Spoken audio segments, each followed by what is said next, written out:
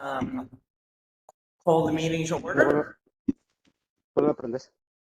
Meeting is called to order, 7:09 p.m. Welcome, everybody.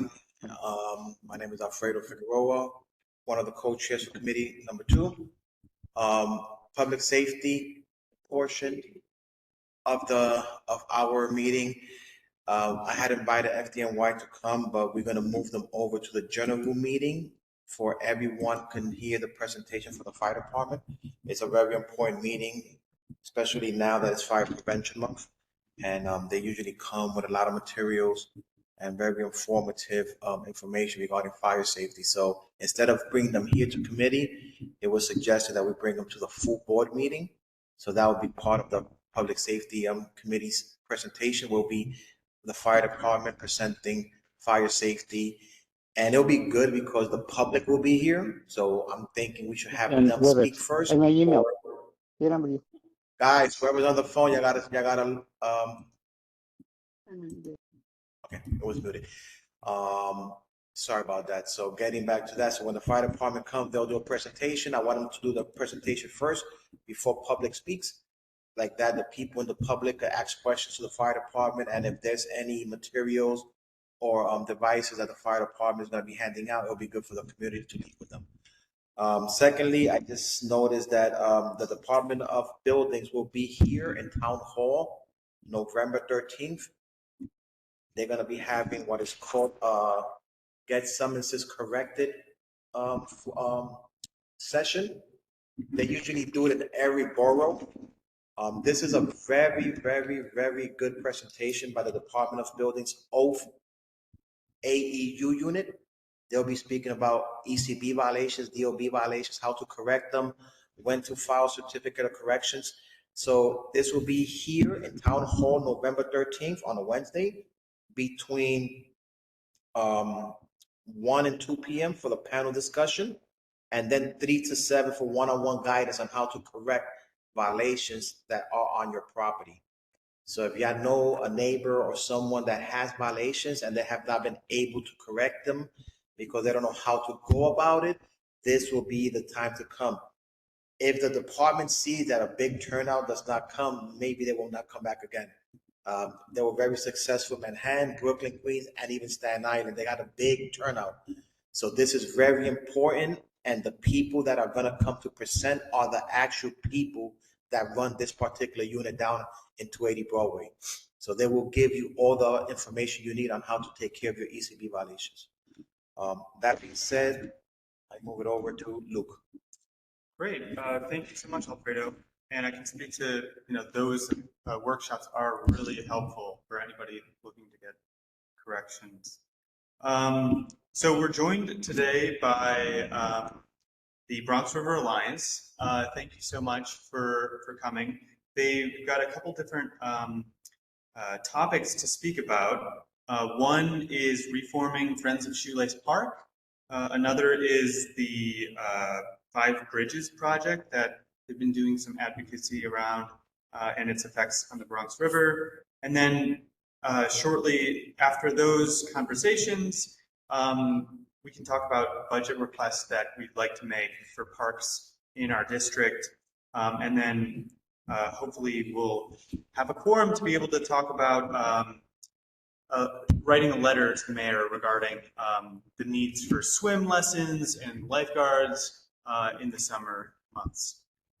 So without further ado, I'd like to introduce Anthony Martinez, our Bronx River Alliance, Bronx River Administrator. Thank you so much for your help and attendance here.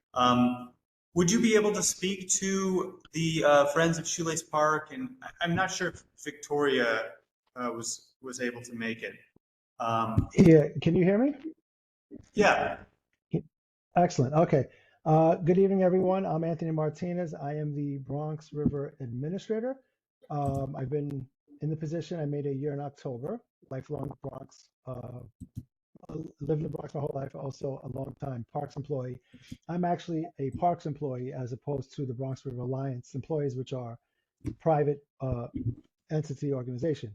I did speak with Victoria. We work in the same building earlier today, and she said she was going to attend the meeting. So I don't know what happened. And I know, so I really can't speak too much on the Friends group. All I can relay is what I've discussed with Victoria.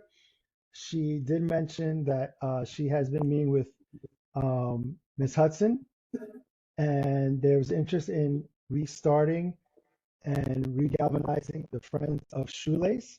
She did say that there were some newer members uh, who are interested in doing work. One woman who lives in the community named Journey, who actually works and done projects with the Bronx River Alliance for a few years. So she is excited about the potential there, and I'm excited to be working with them to see and get a group over there going again. That's been one of my sort of goals since I started, was to re-energize that part of the Bronx River. So other than that, I don't have specifics. I don't know what Victoria has been meeting with them specifically about, but that much I did get from her when I met with her earlier today.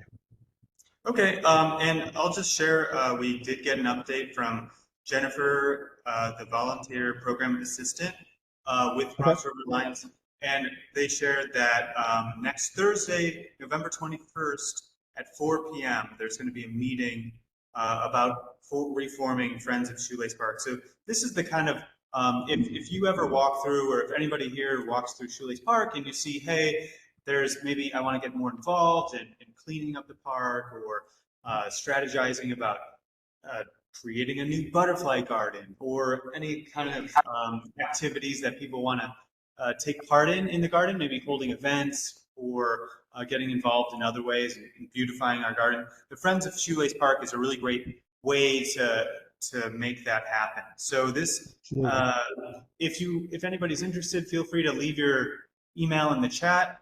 It's going to be Thursday, November 21st at 4 p.m. It's going to be a virtual meeting, and just talking about how to, how we can volunteer to make Shoelace Park even better. Thank you. I do have another subject I'd like to bring up. I don't know if this is the proper time, regarding the RV park. I'm sorry, the RC park over by Fort Knox. Yeah, that'd be perfect. So like I mentioned, I've been here for about a year. I have not been successful in trying to identify the person that sort of has kind of shaped it and used it in the past. So if I can get contact, if anyone has it, it would be great. Also, more importantly, connected with that is I met with somebody on Saturday, this past Saturday, a gentleman who lives in the community who also has interest in racing the vehicles. He does more of a paved track, but he is interested. He wants to get involved. He has a group. He has hobby shops that are interested in sponsoring events there, doing cleanup. So I would like to connect to the person that has the existing use of the area, kind of get something more structured, and kind of really get it, do some activities there in the spring. Because right now, as you see, it kind of gets overgrown, and there's some unsavory characters that hang out there in the evening. So I would love to get it mobilized and get positive activity going in there, and maybe eventually getting something more formal there in that area if there's enough interest in the community, if there's support from the community board and funding from an elected or something. So if anyone has any information about that person, I would love, they could email me, whatever. I would love to speak to that person and try to get a relationship going with him or her. Okay, that is, we'll connect with the board office to see if they have any contacts. I appreciate that. I know with in the capital plan for the Bronx River and Shoelace Park, there's been like an idea for having some kind of like house there, or it's like a, like they have in Starlight Park, where it's kind of like a Bronx River house where maybe they have canoes and stuff. I think there's offices, yeah. Right. I think there's an idea also to have like, build some kind of like supportive parks space like that, to have maybe indoor meetings or something like that. I'll have to pull it up, but I appreciate that. It'd be very helpful. Yeah, we should definitely have like an opportunity to do some visioning of like what we want to see, and if there's somebody interested in activating it and they can get sponsored, this sounds like a really great connection we can make. Yeah, it sounds great. I'm open to everything. Cool. Thank you. Anthony, would you be able to speak to the 5 Bridges project? Not too much, other than I know there have been community meetings. There was one maybe 3 weeks ago, and actually at Starlight Park and River House. The Bronx River Alliance hosted it. They had representatives from state DOT. They had a bunch of community members there as well, and they presented to the community their ideas. I, as a city employee, I don't get too involved in a lot of that because a lot of it's not on Parks property, so it's outside of my purview. Um, but they've been meeting with them regularly um, and getting feedback, and I just think there might have been some frustration in terms of what the public was hearing in terms of their involvement, and they don't think that maybe there was enough outreach on the state's end. So that's as much as I have. The Alliance is definitely pushing ahead with that with members of the community to try to get more feedback into the projects and the design. A lot of it I know was sort of like reshaping 177th Street, so it doesn't really affect your community board as much.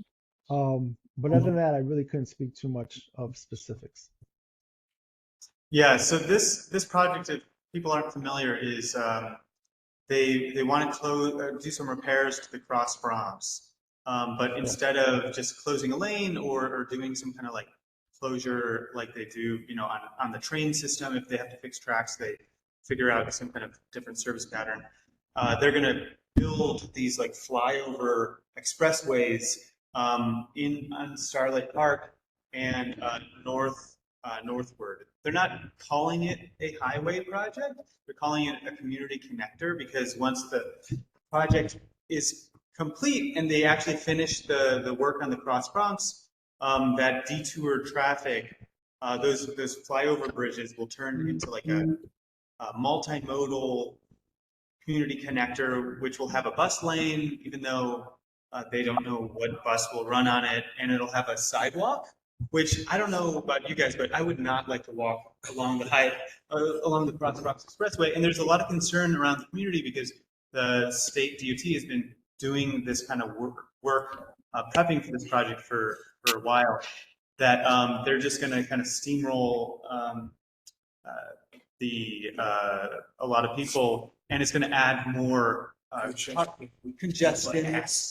People with ass. Yes, this is, and the thing is, like, if the state DOT can get away with this at a time when there's so much optics around asthma and pollution and stuff, and when there's so much effort to try to cap the Cross Bronx to like limit the amount of pollution, then what other highways are going to be, what's next, and so there's already, as everybody here undoubtedly knows, there's a real disparity, like a severe disparity of asthma along the Bronx. So there's a petition that if as kind of this is being built right over the Bronx River and through our parks in the Bronx. It's not in our district, but things that happen in the Bronx, especially projects of this magnitude, affect all of us. So I'm kind of curious if other committee members or anybody on this call has perspectives on whether we want to sign on to this petition to say, hey, you guys can't just keep on expanding the Cross Bronx. You got to have better plans. And I'm happy to share this petition with us. But if anybody has any thoughts or is familiar, feel free to chime in, talk about your thoughts or feelings about this. Yes, well, I did try to read the biography of Robert Moses, who was the father of all these highways.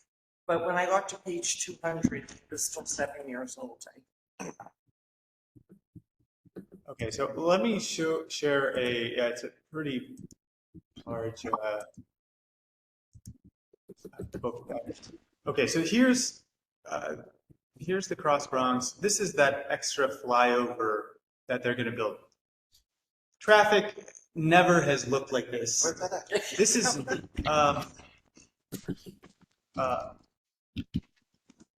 let me just share my screen. Okay, so This is right over here.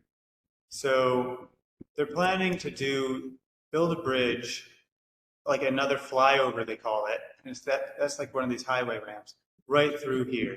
And I think through here too, like around this confluence of multiple highways. And so yeah, let me try to see if I can get more info about it. But here,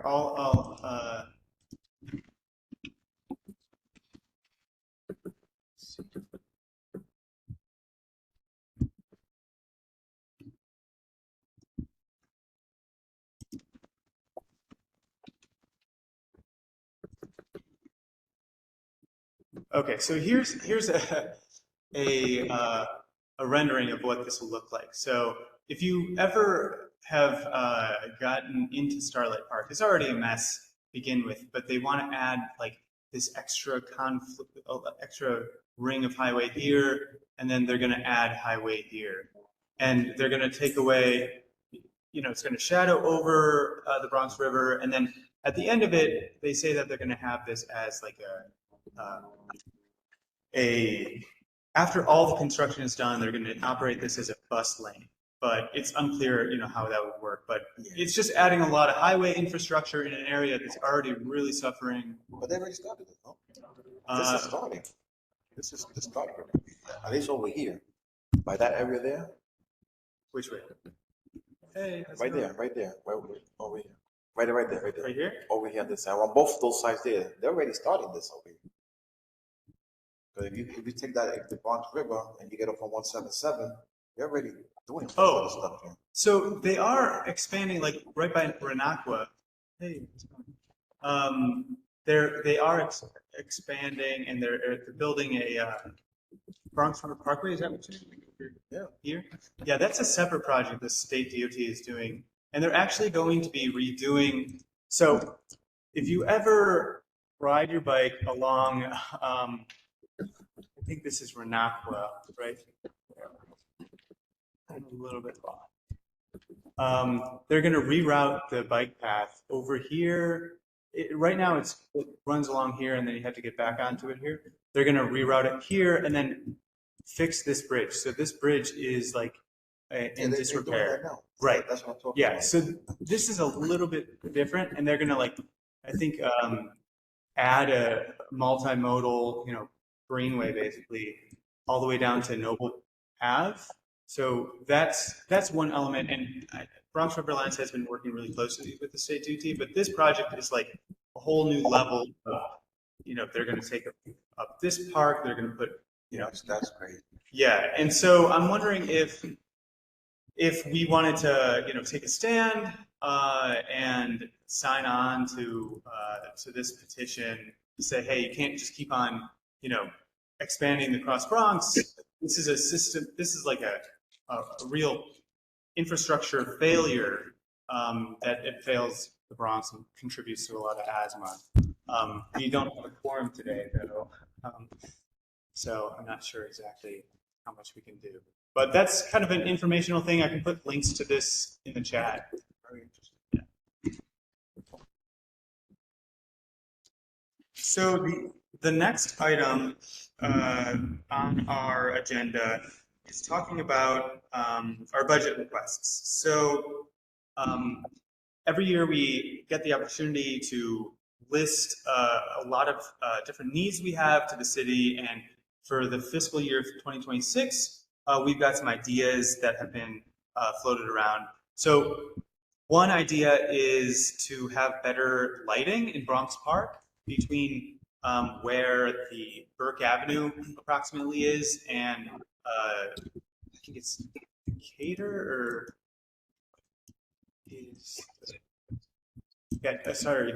Duncombe Avenue. I'll share my screen again.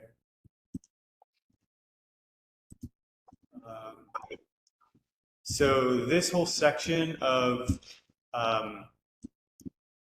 from here to here is completely pitch black, and this is a real critical connection between between Norwood and Williamsbridge, going through Bronx River Forest here. A lot of people walk or cycle, and this side of the park is completely dark. There are streetlights over here, which are really helpful, but we want to request capital funds for this. So that's one. There's the bathroom at Gun Hill Road and White Plains Road, right under the 2 train. This is Parks Department property. It has a history of being accessible to the community. It used to be a place where people could, they would have like a level of healthcare here, but now healthcare services. But now it's completely closed off, and it's only a Parks Department staff building. I don't know, Anthony, if you have any updates on this, if there's any like work to remake this as a bathroom that's accessible to the public. We've heard that it's broken down and that, public members aren't allowed to use. Yeah, so you are correct. It is currently District 14 headquarters, which is park staff, and District 14, for those who may or may not know, that's the district that was created for the Bronx River. So it covers parts of 12, parts of 11, and going down south. They made it a district. So District 14 headquarters is in that building. It is in bad disrepair. Even the staffing in there, their office space is not good. The bathrooms are old, so it's not open to the public. There are no plans currently to do anything other than there is the support to have a capital project done to redo the headquarters for the district staff, and then also make facilities open on the side, like the bathrooms were set up in the past. So that's all that's been, that's all I have so far. And the same thing with the lighting. We are in total support of that idea as well. As you mentioned, it is totally black and dark at night. You can't see anything in that area, and we definitely like lighting on that part of Bronx Park. Okay, so you said that's District 14 headquarters, is that right? Correct. Okay. And is there already a plan to make that capital funding? Do you know, like, is it funded yet, or is it, being drafted by the Parks Department? So yeah, it's not funded yet. It's on a wish list. We have begun putting together priorities for the different parks properties, and it just came up on a wish list with some other sites, and we haven't gotten further to map it out yet. Okay, is there any kind of like language that we can use in our request that will make sure the Parks Department knows exactly what we're talking about? Like, does it have a special name, or is it just called District 14 staff headquarters? District 14 headquarters. They did recently rename they were supposed to have a Marcus renaming Garvey ceremony. Square. Say again? Marcus Garvey Square? Correct. Yeah. You got it. Yep. So they renamed it to that. So I would say any sort of request on your end, especially since you highlighted the idea of having the bathrooms, exterior bathrooms open to public. I just think that's important in any request you put, that you make that very specific. Yeah, and we definitely also want to support the Parks Department. So we'll be sure to include, language around making the facilities for Parks Department employees better, because I'm sure that it's probably leaking or Yeah, it's in bad shape. Yeah. Okay, cool. The other budget request is for Renzi Playground, where this came to us from a teacher last year. We tried to get it funded through participatory budgeting, but it didn't get to the final stage. I'll share my screen so you can see. But there's this empty spot in Renzi Playground. I think it's around 20. Yeah, right here. So this whole patch of parkland is completely closed off to the public, and the Parks Department just comes by every now and then and just mows it down, which defeats like the purpose of having maybe a natural space or having a space that people can access, but it's not doing anything for anybody. So that's connected to a school, right? Yeah, there's a school right here. and so they probably use it for after-school program. But our idea is, if the Parks Department doesn't want to have access to the public here, can we at least plant some trees or do some kind of beautification so that, maybe some butterflies and bees can benefit from this kind of.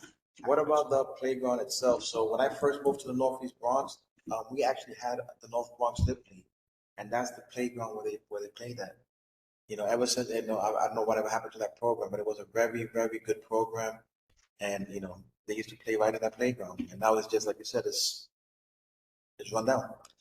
This whole big piece, not even that, this whole entire big piece here. Right. You know what I mean? Yeah, I remember I've been there. There's there's a bakery right on the corner here. It's really great. And so I like swing by and, get some water or something. But yeah, it's kind of falling apart. You got this asphalt that's torn up in places, and the Parks Department does great work. We've seen it in Edenwald Playground, brand new facilities. We got sprinklers that just look lovely, really welcoming. Maybe it's time for Renzi Playground capital upgrade. And maybe that's, instead of just focusing on one little section, maybe you're right. Maybe we should go with a bang. Hey, we need capital investments in Renzi Playground. I mean, this is a space that, where's the nearest park? You've got Shoelace Park here, but we have such deserts of parks. So this is something that we really need. Okay, thank you for saying that. Are there other things?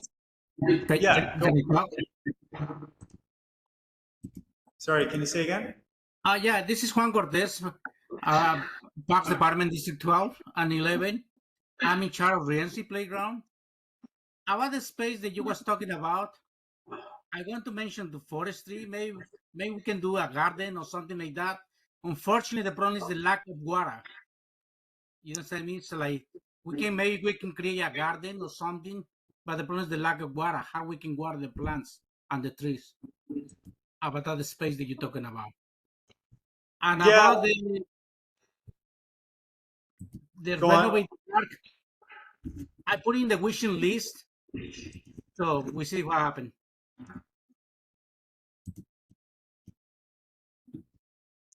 Sorry, say again? About this park, I put in the wishing list to the upper level, to the management, to the commissioner. I don't know what's their plan in the future, And about the space, I told you maybe we can put a garden or something. The problem is the lack of water. So how we can water the plants and the trees, whatever. I'm going to check with forestry. Yeah, I mean, you got a really great point. I'll counter that there are a lot of tree species that you guys use all the time that, like your honey locust, your black locust, that do amazingly well in drought conditions. There's a lack of tree canopy in the area, and there's also water fountains and water access at this bathroom here. So you could string a hose down and water this area.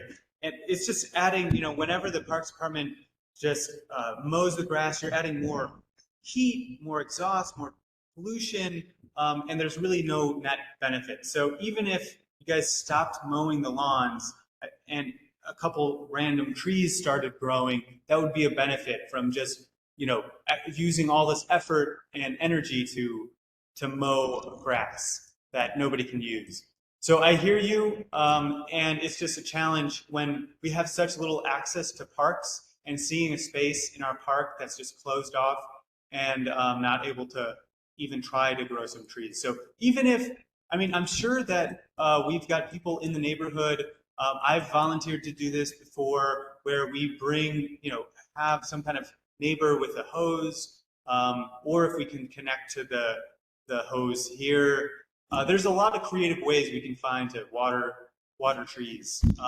But yeah, if you can take that back, but we're going to start, trying to push this because we need our parks, and it's sad to see that the space is closed off.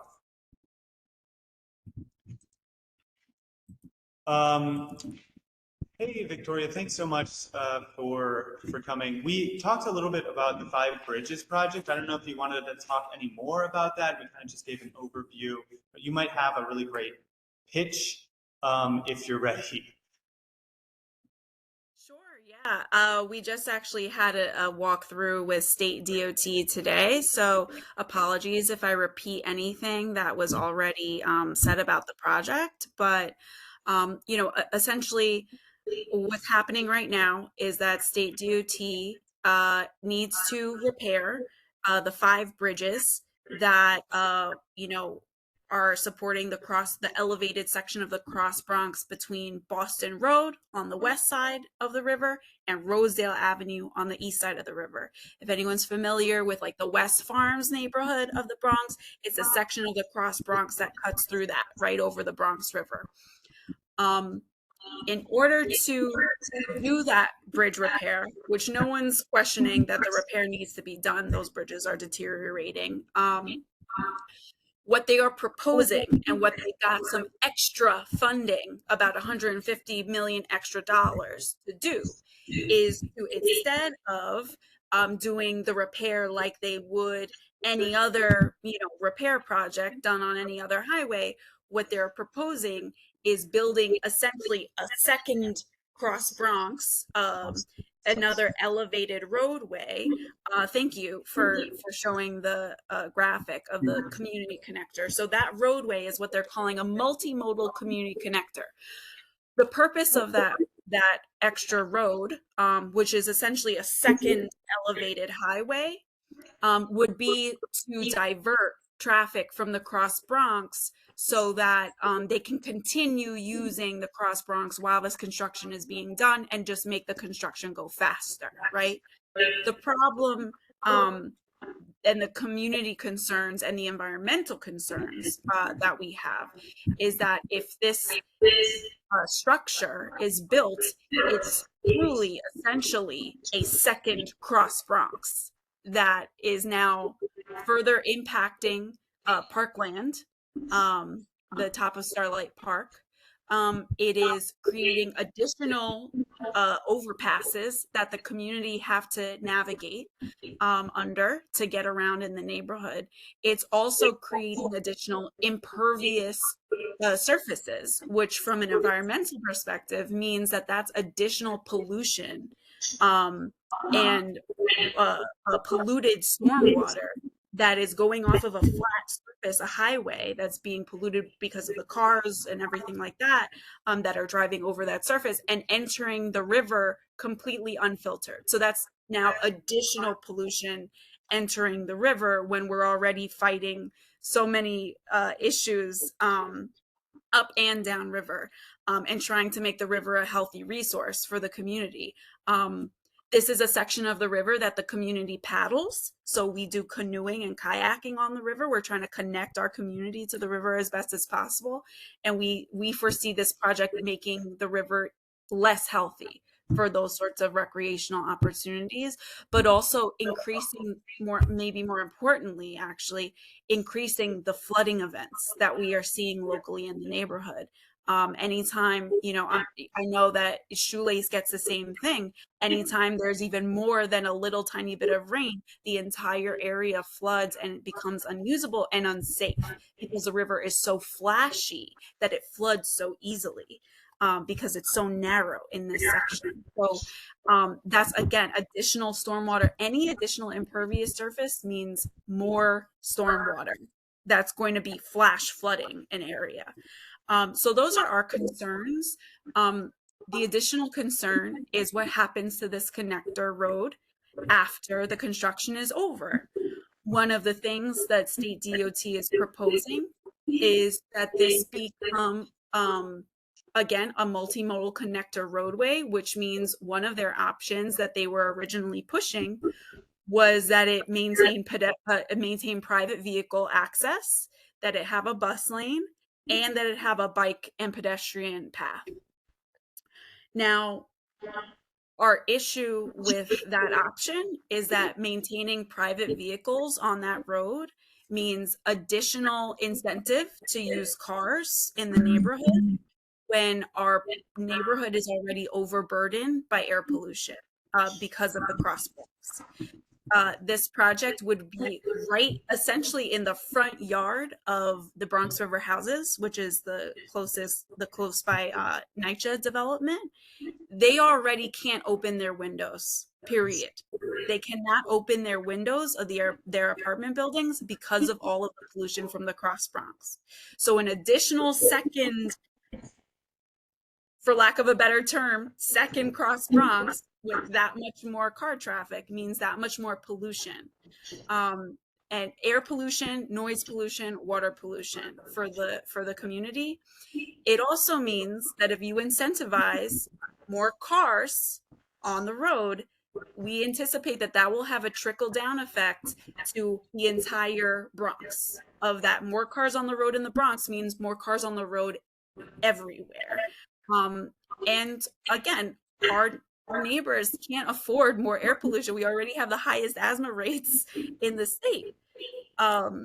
So one of the arguments for keeping this connector roadway up is that they're saying it would potentially alleviate traffic in the neighborhood.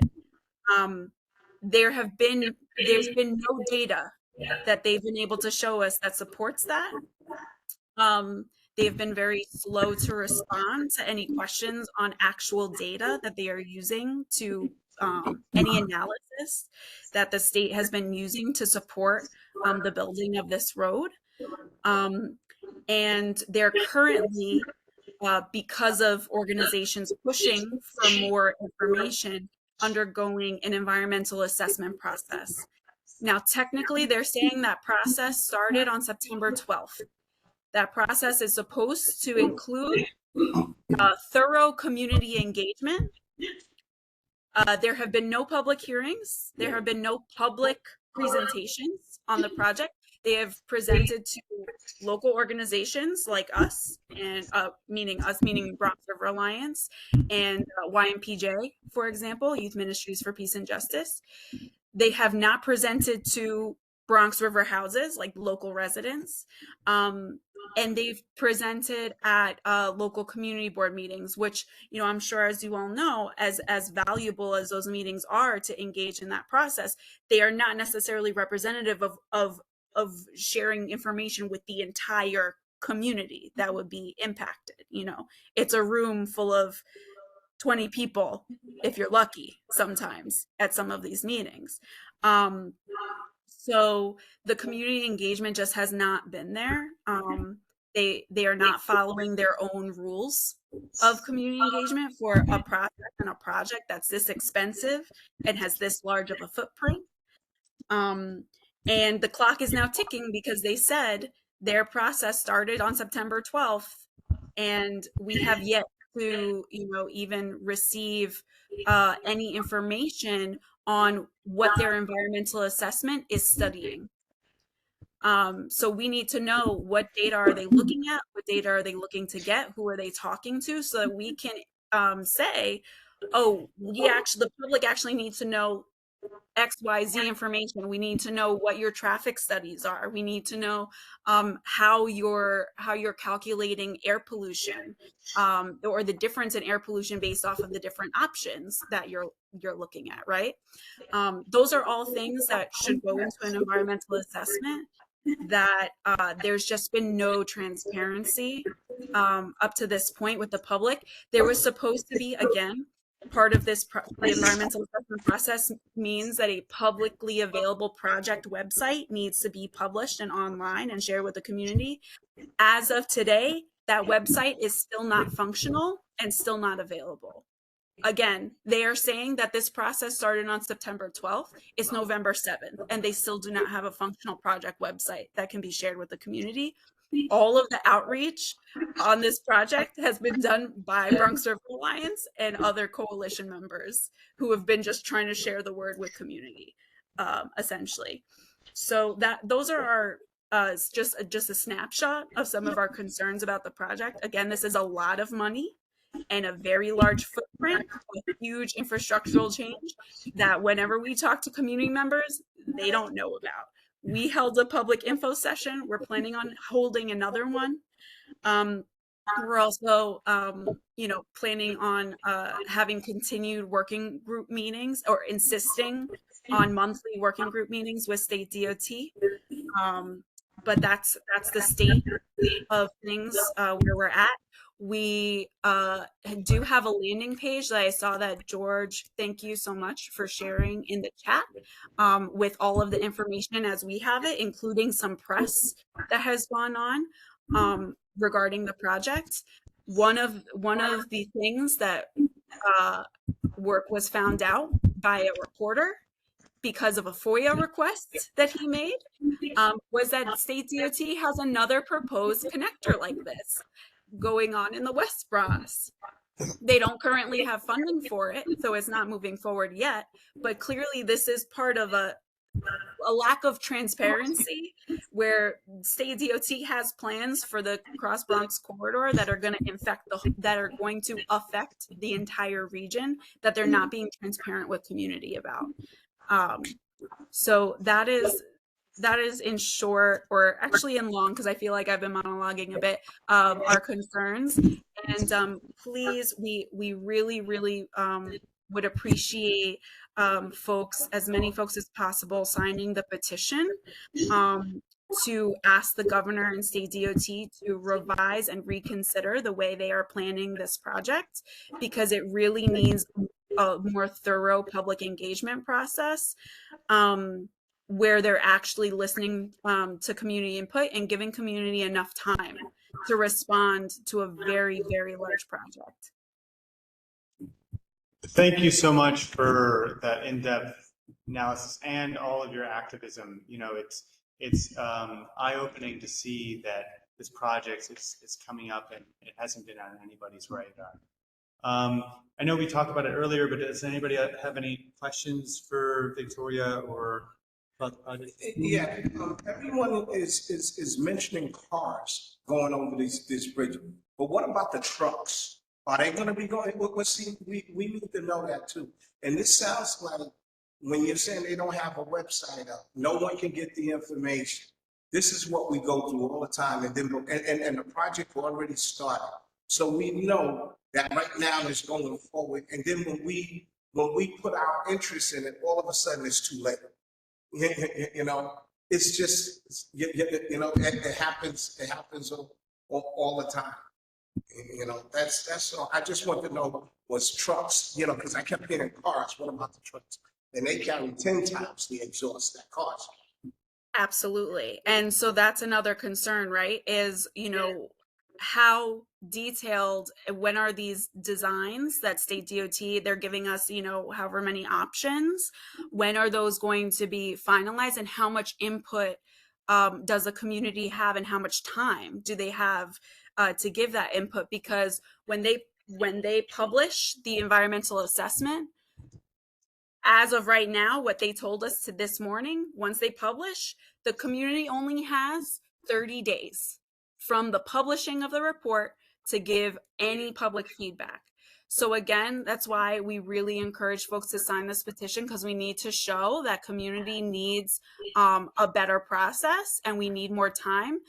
You need more than 30 days, because we need more than 30 days to do, as an environmental organization that does public events. We know that we need at least 30 days just to give people a heads up that an event is happening, right? To get people in the room. You know, if you're going to have 2 public hearings within the span of that 30 days, and then say, nope, all right, comments are cut off, that's it, that was your last chance, you're not going to get the engagement from the community that you're saying you want, right? It's impossible to do. We know that. And as far as your question about the trucks, for the 4 or 5 years of construction that road is being built for, yes, absolutely. They plan on having all of the trucks that would be using the Cross Bronx be on that additional roadway. And we have no idea if they intend on trucks still being able to access that road. I don't see any promises. I haven't seen anything from DOT that says trucks would be prohibited from using that road once it becomes the quote unquote community connector. The other piece is that they're saying, oh, it's going to be great because it's going to have a bus lane on it. That there is no bus that would use that route that serves the community. So it's a bus lane for a phantom bus, and there's been no guarantee from NTA that that route even makes sense. So again, they're trying to sell this project in a way that sounds really good, that if community members actually take a look at it, you see through it pretty quickly. So that is our concern, but people just need that time to actually be able to go over the materials. The reason why I'm talking about this in such detail to you is because I've had months and months to pour over these documents and gone to meeting after meeting. The average community member just simply does not, and I'm a paid staff member of an organization where this is part of my workload, right? Like the average community member, doesn't have that sort of time, right, to do this level of homework. They need to be like reached out to. You got to meet people where they're at, and state DOT is simply not doing that. So again, I think if a call to action from the Bronx River Alliance and our coalition members that include transportation alternatives and members from groups as small as Drew Gardens and River Garden, all the way to as big as like Tri-State Transportation Campaign, these big regional organizations, kind of organizations on every level from very, very grassroots to regional and sometimes national, are concerned about this. But what we do need is more Bronx-based community members to sign the petition to show that people in the Bronx care about this and need more information than is currently being given. Did you have a question or comment? Yeah, hi Victoria. Thank you for all your due diligence behind this. I just wanted to know, did they happen to give you a projected length for each phase of this project, and were any alternatives also offered?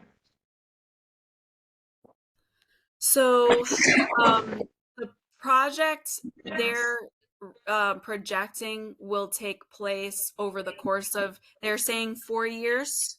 That's the number they've been sticking to. So that connector roadway, if it gets built, would be used as essentially a second Cross Bronx for 4 years. If they go forward with building that instead of doing the construction piecemeal, right? Any other highway repair, typically, as folks know, you close one lane at a time, you do it at night when the traffic is lowest, and it gets done slower, right? It'll get done significantly slower. They're estimating that if they were to do the bridge repairs without building this second road, it would probably add about 2 years to the construction.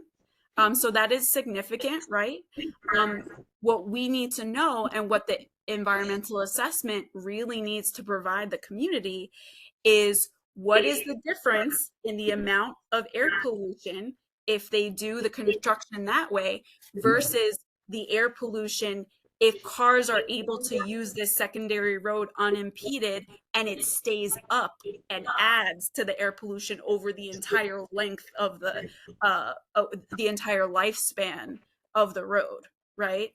So those are things, that's data that the community deserves to have. We need to make sure that state DOT is held accountable to actually collect that data and share it with the community so that people can give their feedback. Did I answer your question? I'm sorry. No, yes, you did. Thank you. Okay. One other question.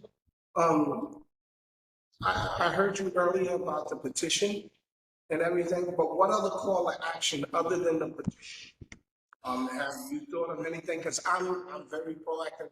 I like to shut things down. You know? That's what I like. Yeah. So we are having a press event on November 25th, where we're going to be engaging elected officials and members of the press on this. So that is another kind of soft invite we'll be doing to community. So certainly the community boards who are invested in this issue, please, I would ask Luke to forward me the information of anyone who would be interested in that event.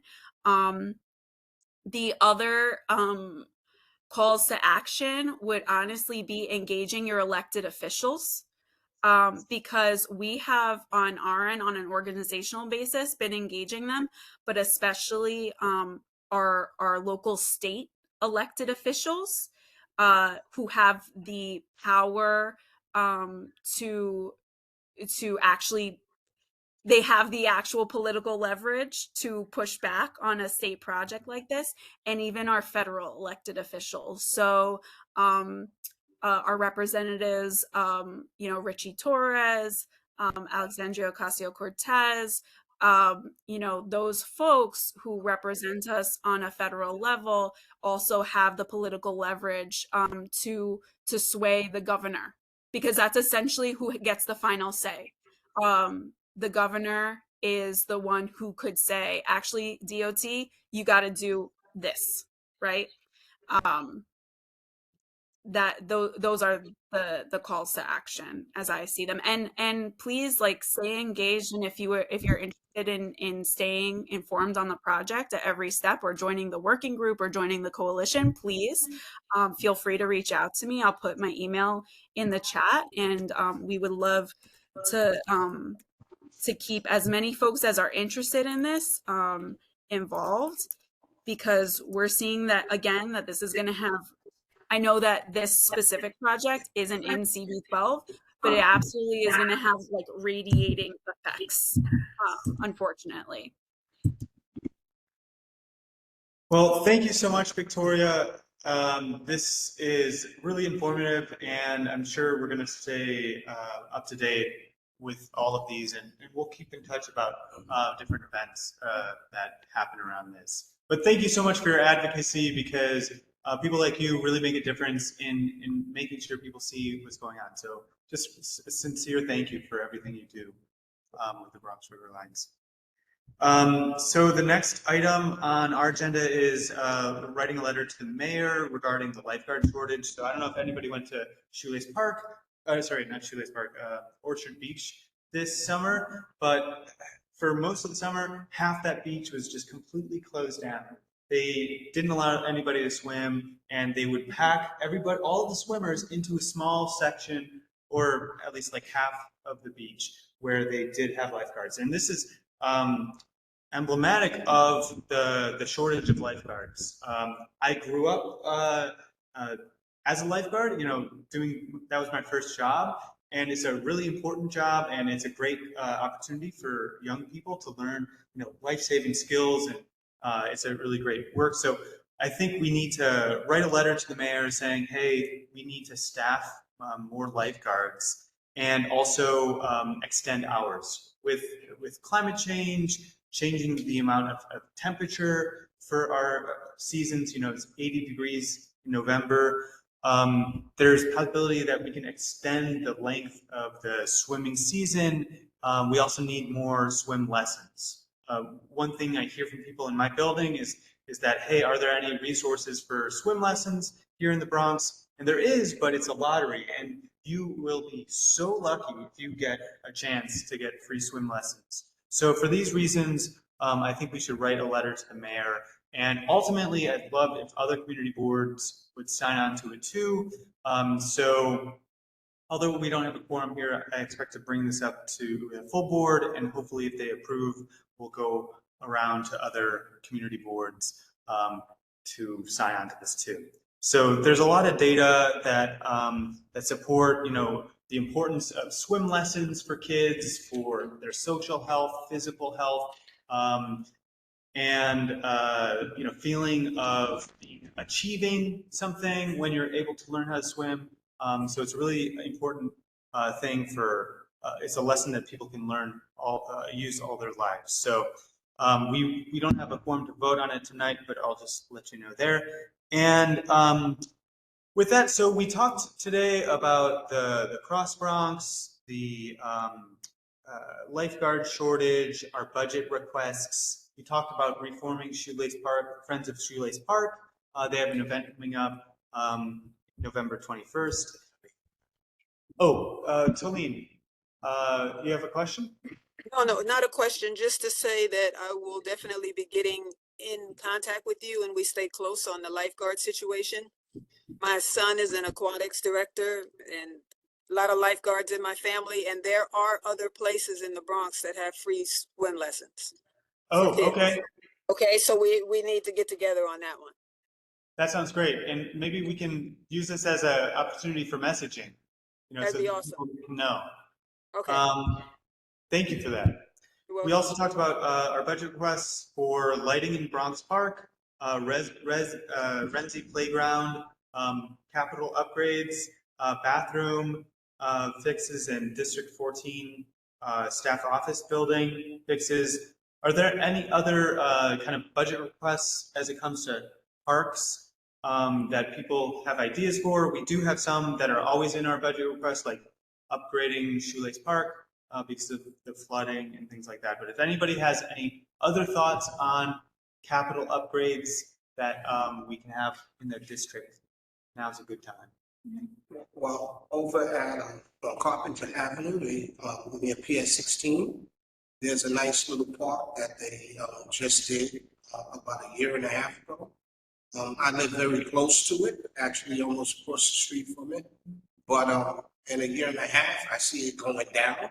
And one of the upgrades that I would like for that park, right, is to have cameras, right, in the park. And one of my main reasons for having the cameras is not only just safety, because I just found out that they don't even really, and I'm talking about the Parks Department, they don't close the park at night, and it's supposed to be closed. So I understand, youth don't have, any place to go, but it's not the youth I'm really talking about, it's the grown-ups, and I'm talking about parties, after hours, 7 days a week, and the smoking. Well, marijuana is not illegal, but it's just not marijuana. It's and the drinking and the loud music. I think if we put some cameras there, and have NYPD on the cameras, I think that it will, if it doesn't make the problem go away, I think it will help. Immensely. So Yeah. I would like to have some cameras right next to. Wakefield Playground? Right, yes. Okay, cool. Wait. They just did it, but I'm still waiting. Right. Is there any issues with like illegal dumping or people like coming and dumping trash or anything? Yeah, it's from the after hour parties. Okay. And plus in parks, you can't barbecue. And that barbecue, and then at the end of the night, it's filled with so much trash. And not just that, it's in the street because they come with their cars and they have the speakers in their cars and, total disregard for the people that live in the area, it's a quality of life issue. Talene. Well, Chucky and I live right around the corner from each other. Mhm. And, it's not only the things that he's saying, it's also a situation with the race cars. They have the race, the speeding. I mean, serious racing. I've been asking and trying to get a study done for the block because we're between PS 16 and what's the other school right there, Chucky? Oh, I know what you're talking about. Matilda. I think Matilda his School. name- Yeah, Right, there's yeah. Matilda School. Police officer, yeah, Right. one in the back. It's two Right. schools, right, yeah. Yeah, and it's kind of hard because the kids are trying to get to school in the morning. It's like a lot of single, little kids by themselves and parents, and we have a lot of seniors over here that have walkers, and it's kind of hard with the racing. We got serious Mhm. situation of racing in those 2 blocks in between the 3 schools. Yep. Okay, we'll put that on the list. Thank you so much. Thank you. Is there any notice of the park that's next to PS 112? I don't think so, but feel free to tell us more about it. So I'm just curious to see like where would they fit in terms of capital projects. His mainly concern is that it's a humongous lot right next to PS 112. It's technically owned by the Parks Department. It has never been done. I went to PS 112 eons ago. The same exact crafts are there, if not a whole block larger, and it makes it almost impossible for people to be able to skate. or do anything with that lot. You mean Edenwald Playground, this lot right here? So we actually have somebody from the Parks Department on the line. Are you familiar with either of these two parks, Wakefield Playground or Edenwald Playground, and can speak to some of the concerns that we've raised today? Juan, I don't know if that is you. Yeah, yeah. Go ahead. What you told me about Eden Ball Playground? Right, so my concern is the cracks that are throughout the entire playground, so it makes the ground incredibly uneven. We also used to utilize it as sort of like a makeshift baseball, that's a great picture of it. So if you go further back, Yeah, sure. like you can even see from that picture, the grass growing in between the many lines of frozen up concrete. So in this section of the Bronx, we don't have a lot of large skating areas or any like flat surfaces that people really use to do kickball or play an impromptu game of softball. But it happens at this playground. The danger factor to it is literally all of these cracks. Right. So to me, this looks like, this is a capital improvement. They need to resurface this, smooth it out. If this was your street, they would do it every 5 years or something, but because it's a park, there's just never enough, there's never funding for a park. So thank you so much for this. We'll put this in our list. And there's something to be said about Parks Department these days is the only city agency that got a reduction in budget. All these other city agencies have gotten more funding, and the Parks Department is being singled out and it's getting less funding. So this is something that's really problematic, and we just can't keep on doing this. So I think generally we need to be advocates for just increasing the funding for the Parks Department. Okay, other ideas? Otherwise, we're going to turn it over to Environmental concerns, yeah. Thank you so much for your patience. Okay, you're up. Okay, hi everyone. So I chair the subcommittee environmental concerns. I had a whole list of 7 items to talk about tonight, but since we don't have a quorum to vote on any of them, I'm just going to do some highlights. The main point is I'm looking for a vote to oppose 5G towers in Bronx Community Board 12's 7 neighborhoods. So 17 community boards have voted to oppose or disapprove, I think is the technical term, 5G towers for a moratorium. But we can't vote for a moratorium because when I checked a month ago, we still don't have any here. But we don't want them popping up. They take up a huge amount of sidewalk real estate. They're unsightly. They attract rats and trash because they're sort of the base, which is 18 inches across, is sort of like a tripod. Yeah. And they're 32 feet high. The one thing we have accomplished so far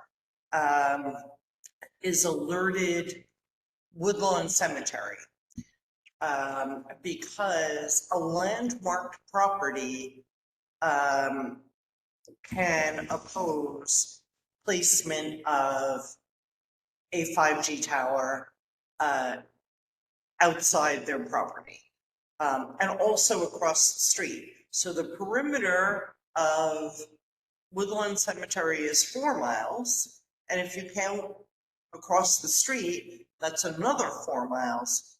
So we've protected 8 miles of Bronx CB12 community space from the invasion of these towers that really don't do anything to bridge a digital divide. Their signal only goes 500 feet. So it's really not doing anything to improve the quality of life for people in the community. So when we next have a quorum, I will be asking for a vote to oppose the introduction of these towers in our community. So again, 17 community boards across New York City have already voted to disapprove the introduction of these towers in their communities. So I'd like to be number 18. The other quick updates I have, we had 7 priorities for this year in environmental concerns.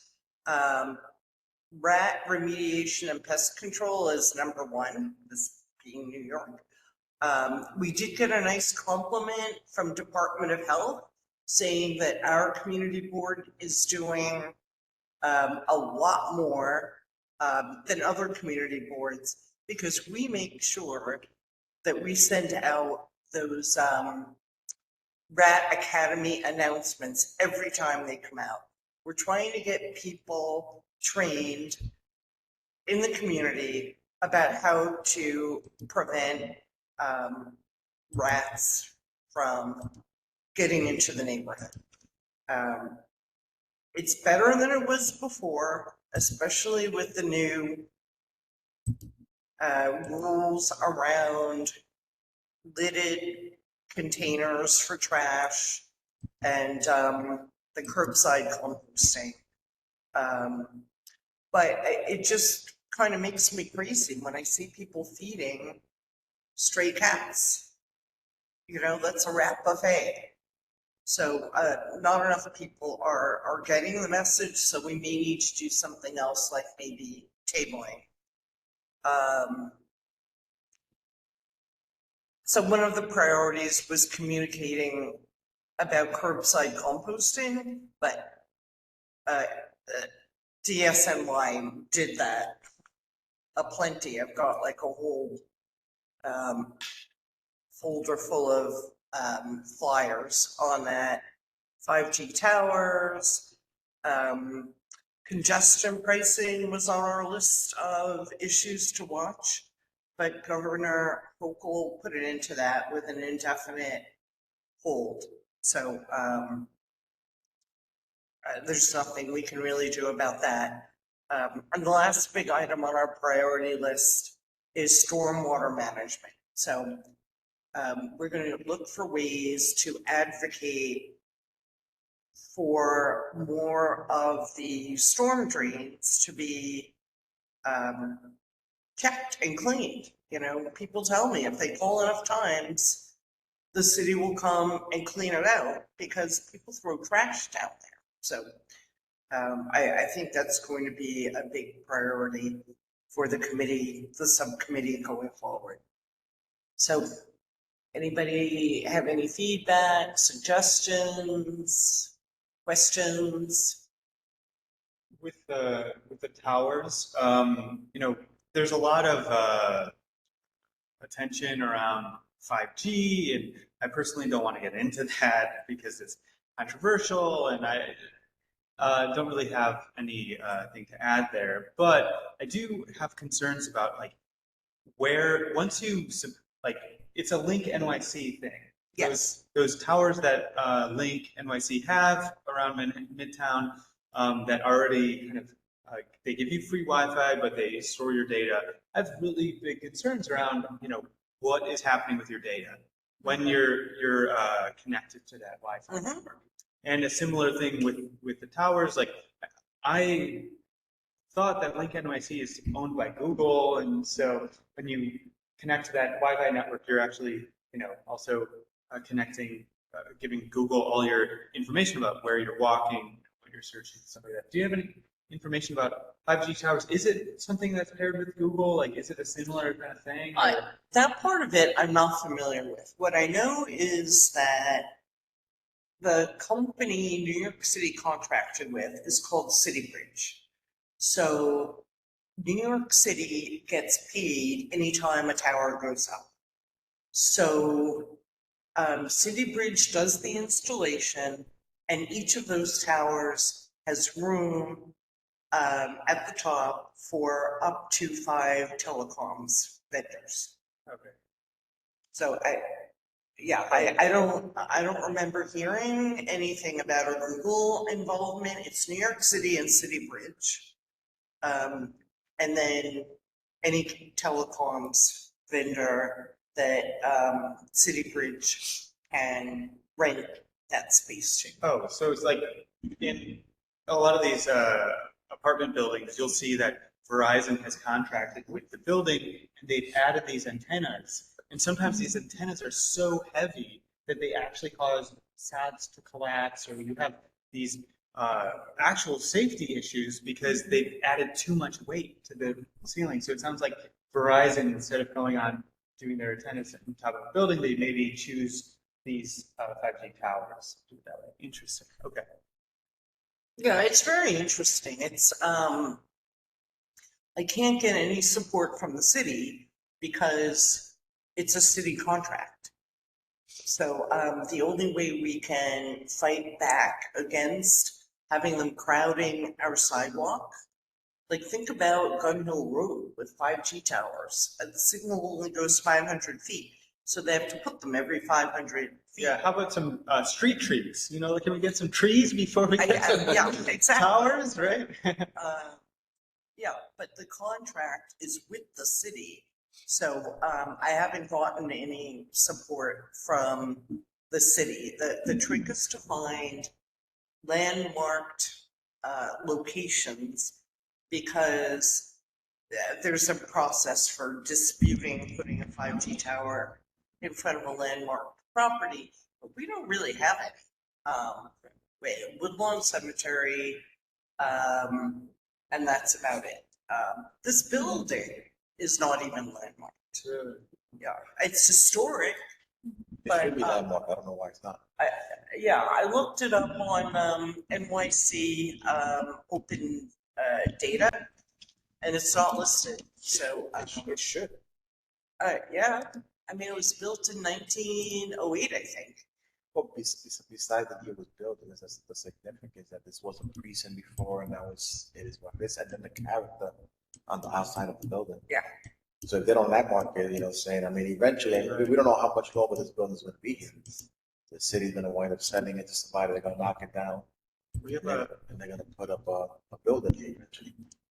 there's a landmark. Sorry, we're sharing the map. This is a little bit of a tangent, but go on. Yeah, so if you go further down into the Bronx, there are landmarked churches and similar buildings, but for some reason we're just short of them up here. But they haven't gotten here yet. It seems like they're kind of creeping up from the South Bronx to the North Bronx. Right. So, yeah, I checked about a month ago on NYC Open Data, and there were no towers here yet. This PS 15 is apparently a landmark.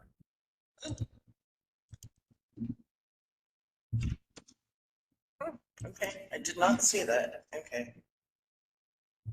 Okay, sorry about the tangent. Oh, okay. Okay, so that's those are my main updates. So anybody have any questions, suggestions, anything? Okay, I don't see any hands, so I just wanted to mention one more thing.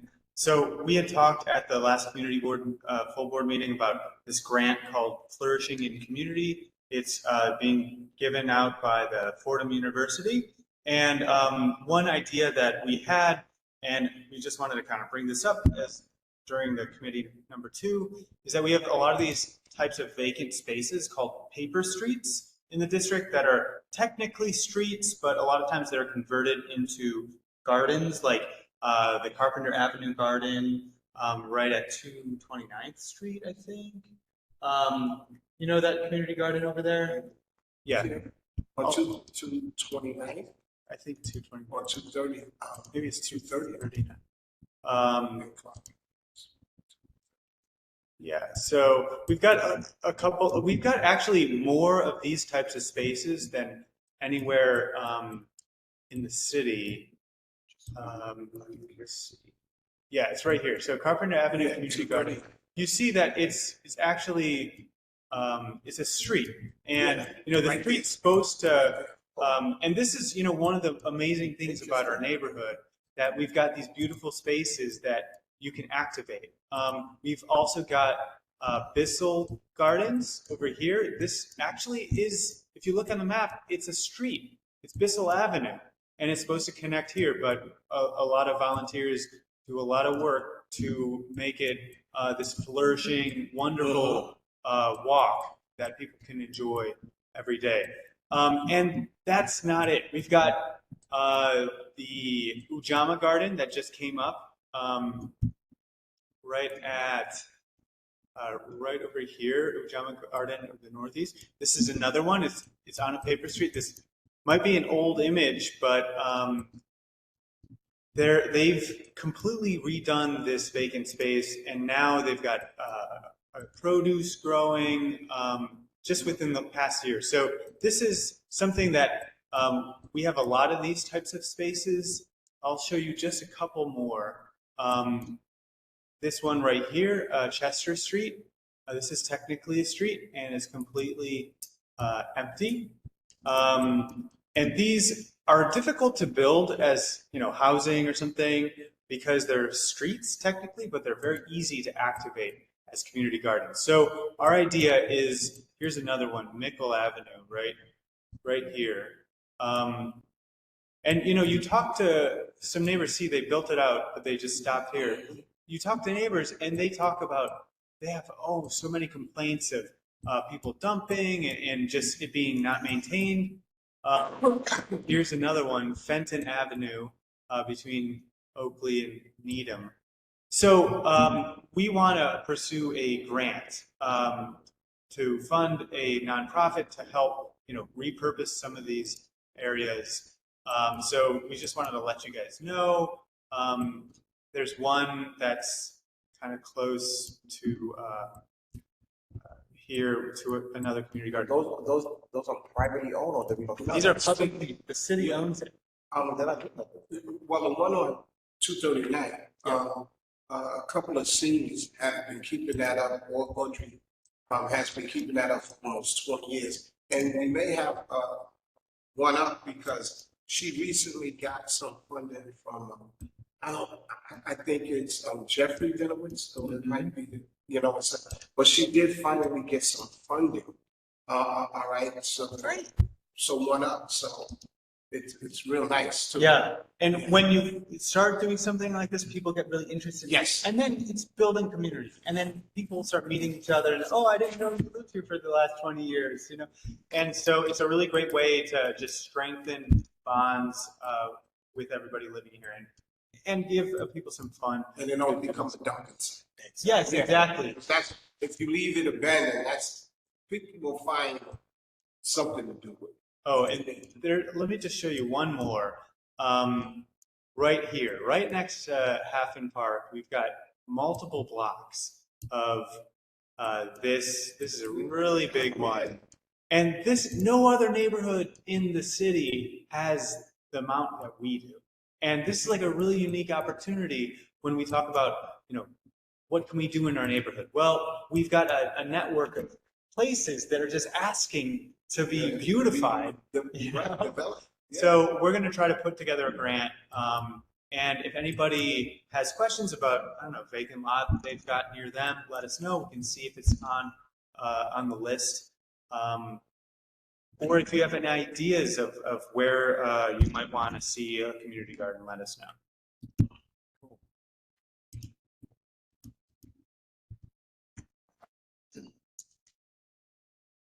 That's about it. Okay, so should we close the meeting? Just want to speak about this one more time. Just for the people that came in late, regarding the get summits corrected.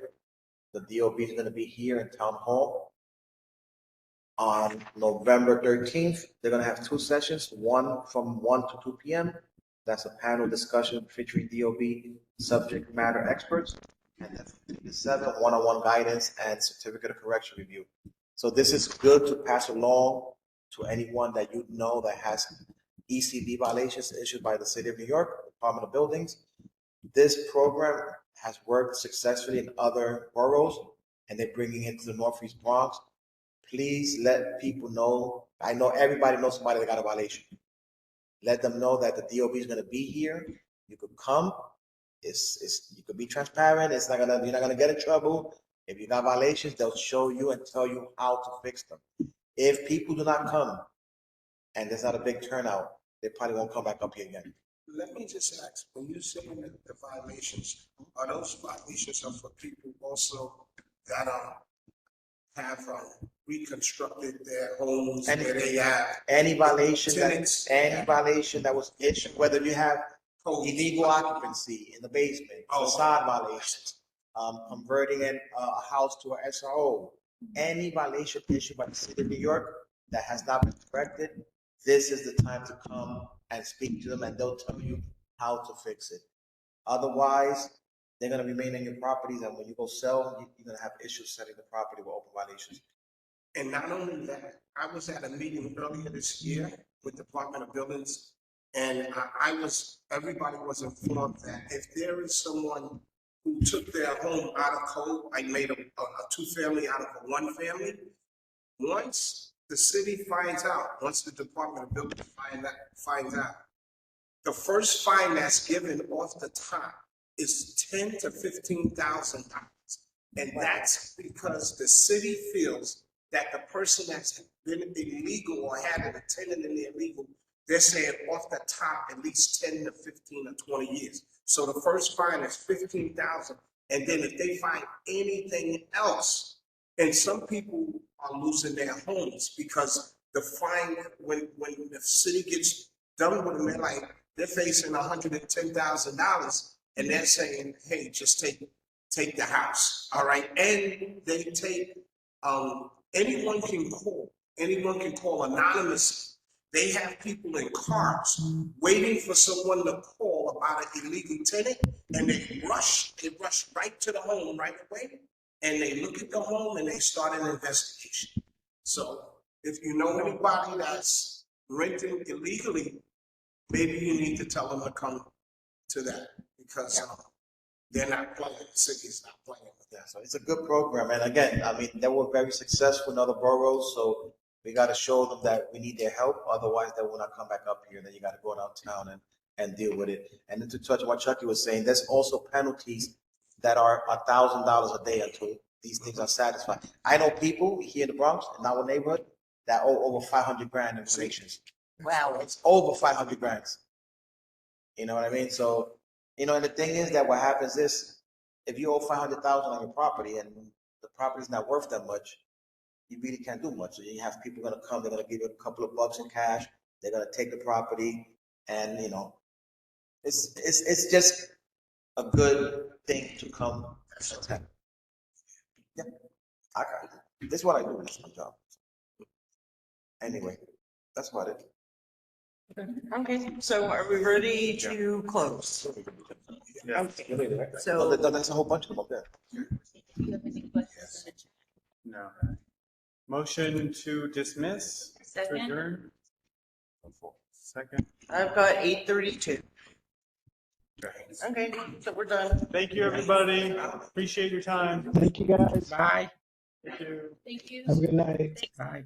Everyone, have a great night. Bye-bye. You guys are awesome. Mhm.